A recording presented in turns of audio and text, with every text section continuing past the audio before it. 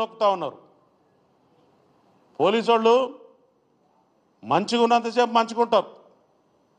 మాకు కానీ కష్టం కలిగి మమ్మల్ని కానీ తీవ్రమైనటువంటి మీ పదజాలంతో ఇబ్బంది పెట్టిరంటే మాత్రం ఎక్కడెక్కడ ఏమేం కట్ చేయాలని అన్ని కట్ చేస్తాం. Be careful my dear friends.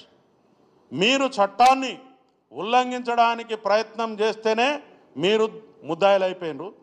దానికి చట్టపరమైనటువంటి శిక్షలకు మీరు అర్హులవుతారు. కాబట్టి నేను ఇంకొక విషయం కూడా చెప్తా ఉన్నా.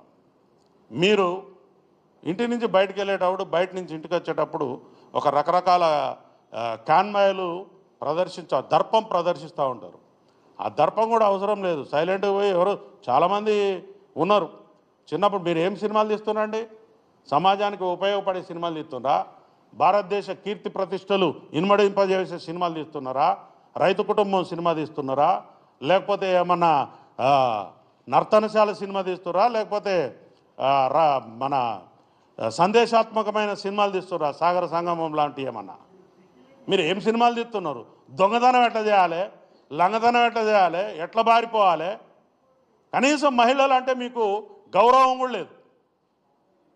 మహిళలు అంటే గౌరవం కూడా లేదు నీకు. ఇంతవరకు ఎవడు అడిగి ఉండడు ఈ ప్రశ్న. నువ్వు హీరోయిన్ పట్టుకుని ఏమంటావు? అరే 1000 రూపాయలు అయితే అది ముద్దు వేరే అడుగురా అంటావు. ఇదే నువ్వు నేర్పించేది? ఏం నేర్పిస్తున్నావు సమాజానికి?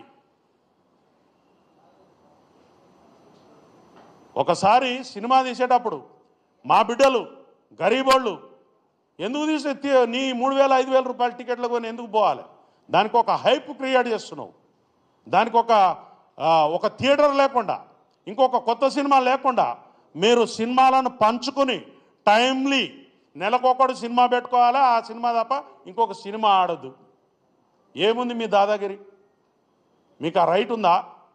ఒక ఉపాయం ప్రకారం నీ సినిమా తప్ప ఇంకొక సినిమా లేకుండా చేసి ప్రజలను ఆ సినిమానే ఖచ్చితంగా చూసేలా మీరు మలుపుతూ ఉన్నారు. ఒక కెనాల్ వాటర్ పోతుంటే ఏ పంట పొలంలోకి మలపాలనో రైతుకు తెలిసిన లాగా మీరు దీన్ని పండించుకుంటున్నారు. సినిమా టాకీస్లా